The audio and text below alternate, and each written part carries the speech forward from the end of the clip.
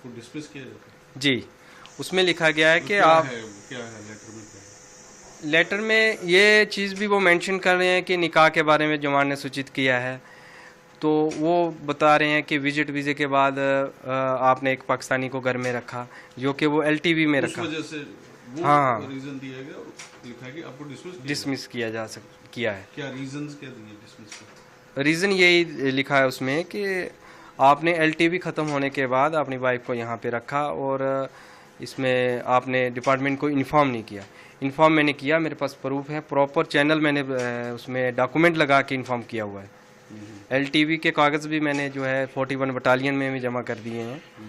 तो इससे पहले मुझे 72 बटालियन में जब मेरी वाइफ आई, उसके बाद मैं छुट्टी काट के 23 मार्च को मैं 72 बटालियन में रिपोर्ट किया था।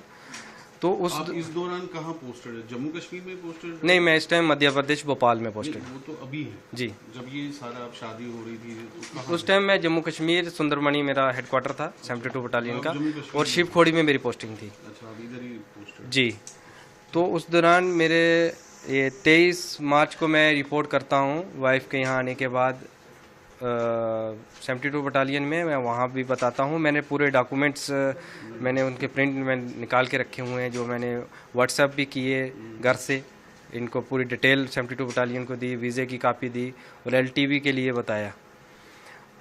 तो फिर मैं 26 मार्च को जब मैं शिवखोड़ी से हेडक्वार्टर सुंदरमणि में जाता हूँ, तो वहाँ अचानक से मुझे 27 तारीख को सुबह अर्ली मॉर्निंग बिना कुछ बताए हुए अचानक मुझे कहते हैं कि आपको 41 में रिपोर्ट करना है, आपको जाना है, आपकी ट्रांसफ़र होगी। तो मैंने पूछा, मेरा अभी 2027 में यहाँ ट्रांसफ़र पीरियड कंप्लीट होना था JNK से, तो मैंने आदेश के अनुसार मैंने उस पर कुछ ज़्यादा बात नहीं की, मैंने अपना वो उठाया। मुझे उसमें जब भी आप किसी दूसरी बटालियन में ट्रांसफ़र होते हैं तो आपको 15 दिन का ज्वाइनिंग टाइम मिलता है, पीरियड मिलता है, आपको घर से होके वहाँ ज्वाइन करना होता है। मेरा वो भी नहीं मिला, मुझे इमरजेंसी वहाँ रिपोर्ट करने के लिए बोल दिया, JT उसमें नॉट परमिट लिख दिया। तो मैंने आदेश के अनुसार यहाँ से 41 बटालियन भोपाल में 29 को मॉर्निंग में मैंने ज्वाइन किया। मुझे ना ट्रेन, जी अभी जस्ट ये, उसके दौरान मुझे ना ट्रेन की टिकट मिली, ना मुझे हेडक्वार्टर से कहीं मुझे छोड़ा गया, सीधा गेट से आउट कर दिया गया। रीज़न किसी ने कुछ नहीं बताया। फिर मैंने वहाँ जाके 41 बटालियन के कमांडेंट सर का, डिप्टी कमांडेंट सर का मैंने इंटरव्यू लिया। इंटरव्यू होता है जब भी पोस्टिंग जाओ, तो मैंने वहाँ पूरी कहानी अपनी मैंने सुनाई, ये बात है, इन्फॉर्म किया, मैरिज मैंने ऐसे की। तो मैंने वहाँ CO सर से बता के मैंने एक DG साहब के इंटरव्यू के लिए एक लेटर लिखा। उसमें भी मैंने यही मेंशन किया कि ऐसे ऐसे मैंने इन्फॉर्म किया था, ऐसे मैंने शादी की प्रॉपर चैनल से। अब शादी करने के बाद अचानक से मुझे यहाँ ट्रांसफ़र कर दिया गया, इसके पीछे का कारण मुझे मालूम नहीं है। वो एप्लीकेशन अभी मेरी अंडर प्रोसेस में है DG साहब के इंटरव्यू के लिए। उसमें मैंने पूरे डॉक्यूमेंट्स लगाए हैं, वीज़े की कापियाँ लगाई हैं, मैरिज सर्टिफिकेट लगाए हैं, A to Z DG साहब के लिए भी मैंने लिख के वहाँ दिया हुआ है। फिर उसके बाद मैं कमांडेंट सर के नाम पे मैंने एक इंटीमेशन लिखा अपनी शादी के वरनी, क्योंकि न्यू बटालियन थी, तो मैंने उनको भी इन्फॉर्म किया प्रॉपर। उसमें LTV के कागज़ भी लगाए कि इस टाइम LTV में स्टे करते। उसके बाद ये सब इंसिडेंट हुआ तो मैं छुट्टी आया, फिर आपको मैंने पहले बता दिया ये सब हुआ। तो कल अचानक से मुझे ये डिसमिस फ्रॉम सर्विस का ये आ गया।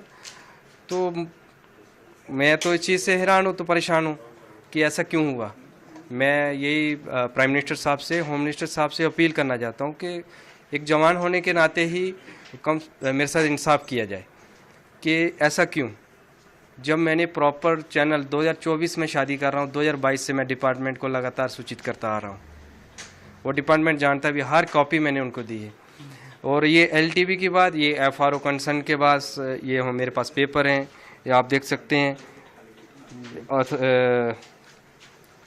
Has been refer to higher authority for approval के लिए MHA को जा रखा है हायर अथॉरिटी के पास।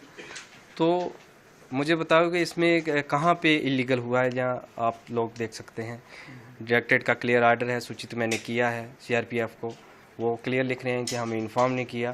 एक चीज़ उन्होंने मेरे डिसमिस आर्डर में मेंशन की है कि हमें निकाह के लिए सूचित किया। निकाह ही तो होता है शादी, वही तो की है, उसके अलावा तो कुछ नहीं है उसमें। तो मेरी होम मिनिस्टर साहब से और प्राइम मिनिस्टर साहब से ये अपील है कि वो पर्सनली तौर पे इस चीज़ के ऊपर देखें कि एक जवान के साथ ये क्यों हो रहा है। जो होम मिनिस्टर साहब की जो गाइडलाइन आई है जो एग्ज़िट परमिट वीज़े के लिए, मेरे ख्याल से जहाँ तक मेरी समझ है ये टोटली उसके खिलाफ है। आपको मैंने दिखाया भी है, उसमें वैलिड भी है, न्यू वीज़े LTV ही इशू होंगे, उस पर ये ऑर्डर एप्लीकेबल भी नहीं है। तो प्रॉपर उसके खिलाफ ये मेरे साथ किया जा रहा है। तो कल मुझे ये डिसमिस का नोटिस दिया गया, तो मैं अपनी अपील जो है प्राइम मिनिस्टर साहब से हुआ, आपकी वाइफ को डिपोर्टेशन के लिए भेजा गया। इस पूरे घटनाक्रम को बताएं, मतलब क्या हुआ, कब शादी हुई, कैसे हुआ? एक्चुअली ये हमारी शादी 24 मई 2024 को हुई थी, वीडियो कॉन्फ्रेंस के ज़रिए।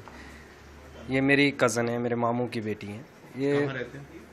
ये वहाँ पाकिस्तान में सियालकोट में रहते हैं, और पार्टीशन से पहले ये यहाँ मेरा अभी घर है, यहाँ पे ये दोनों फैमिलियाँ ज्वाइंट रहती थी। वो विभाजन के दौरान दोनों फैमिलियाँ बट गई, तो ये पाकिस्तान चले गए। तो उसके बाद हमारे परिवार के बड़ों ने रिश्ता तय कर दिया हमारा बचपन में ही कि हम आपस में रिश्तेदारी करेंगे। तो फिर जब अभी शादी की हमने 2024 में, उससे पहले मैं आपको बताता हूँ कि मैं CRPF में कार्यरत हूँ। तो मैंने अपने विभाग को शादी की अनुमति के लिए सूचना देने के लिए मैंने 31/12/2022 को मैंने एक लेटर लिखा था, और उस लेटर के ऊपर कुछ आपत्तियां लगा के इन्होंने रिटर्न कर दिया। 24 जनवरी रिस्पेक्ट है, तो उसमें मैरिज का कार्ड, शादी कहाँ पे होगी ये सब चीज़ें उसमें लिखी गई। मैंने उन सब आपत्तियों का निवारण करके शादी का कार्ड लगा के मैंने डिपार्टमेंट को दी। 72 बटालियन CRPF सुंदरबनी में कमांडेंट साहब से मैं मिला भी। फिर वो मेरा लेटर जो है through proper channel DIG range, उसके बाद जम्मू सेक्टर IG CRPF, फिर SDG JK जोन से होता हुआ वो डायरेक्टेड CRPF दिल्ली तक गया। वहाँ कुछ समय लगा, 2-4 महीने 5 महीने का समय वहाँ पे लगा। फिर उसके बाद में वहाँ से एक रिप्लाई आता है, जवाब आता है कि उसके संबंध में उन्होंने लिखा है, मतलब क्लियर लिख के दिया है कि रूल के हिसाब से जो है एक सरकारी कर्मचारी को सरकार को सूचित करना होता है, डिपार्टमेंट को सूचित करना होता है। तो मेरे बारे में साफ उसमें लिखा है कि प्रार्थी ने डिपार्टमेंट को सूचित कर दिया है। वो लेटर है आपके पास? लेटर मेरे पास है, ये लेटर है, आप देख सकते हैं। अच्छा। इसमें साफ मेंशन हुआ है। अच्छा, कहाँ पे लिखा है? ये लिखा हुआ है कि प्रार्थी ने उल्लेख मतलब इसके संबंध में सूचित कर दिया है। और NOC कानून है कि शादी से पहले आपको उनको सूचित करना है। मैं 24/5/2024 को शादी की है। शादी के बाद भी मैंने सूचित किया है, ऐसा पहले भी किया है। और तो अनुमति वहां से दी गई 30 शादी के लिए? जी, ये देखो क्लियर है, 30/4/2024 को डायरेक्टरेट से आया हुआ है कि इसने सूचित कर दिया है डिपार्टमेंट को, और NOC का कोई उल्लेख नहीं है इसमें। उसके बाद में ये 24/5/2024 को मेरी शादी हुई। मेरे फादर कैंसर पेशेंट हैं। पहले हमने डेट जो है CRPF ने मतलब किया था कि आप कर सकते हो शादी? जी क्लियर है, ये लेटर है मेरे पास डायरेक्टर DG का। अच्छा। जी, इन्फॉर्म किया मैंने। फिर उसके बाद शादी करने के बाद भी मैंने इन्फॉर्म किया। मैंने मैरिज सर्टिफिकेट की कापियाँ, अपने वेडिंग कार्ड की, और हालांकि तस्वीरें वो भी मैंने जो है वहाँ पे दी 72 बटालियन में।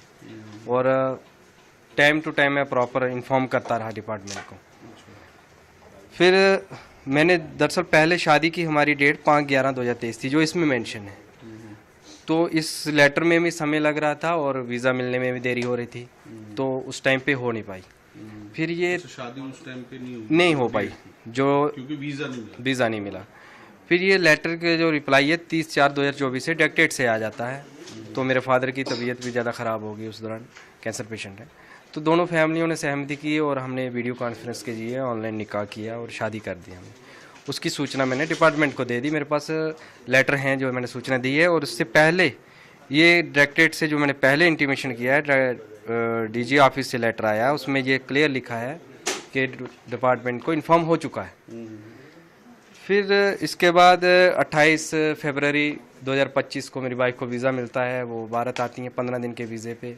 शादी किस दिन हुई थी? शादी हुई थी 24/5/2024, 24 मई को, अच्छा 24 में 2024 में 2024। जी। वो आती हैं 2025 फरवरी 28 को। अच्छा, एक साल बाद लगभग वीज़ा मिला। हाँ, लमसम 9 महीने या 1 साल का इतना हमें टाइम लगा उसमें, वीज़े का प्रोसेस में कंप्लीट होने में। उसकी फील्ड वेरिफिकेशन होती हैं यहाँ पे भी, सारा 2-3 विभाग उसकी वेरिफिकेशन करते हैं। तो जब मेरी वाइफ आई तो मैंने अपनी बटालियन को टेलीफोनिकली भी वीज़े की कापियाँ भी मेरे व्हाट्सएप पे आज भी उसकी डिप्टी कमांडेंट के नाम पे जो मैंने भेजा है नंबर पे, आज भी प्रूफ है। तो मैंने वो पूरे डिपार्टमेंट को इन्फॉर्म किया।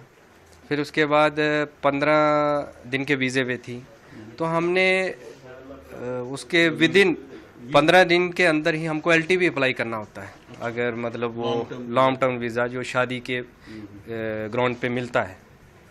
तो हमने वो 4 मार्च को ही अप्लाई कर दिया, 4 मार्च अभी 2025 25 को। तो 14 तक हमारा विजिट वीज़ा था। उस दौरान फील्ड वेरिफिकेशन हुई LTV की, और 13 मार्च को जो है हमारा इंटरव्यू FRO के पास होता है, FRO जम्मू के पास।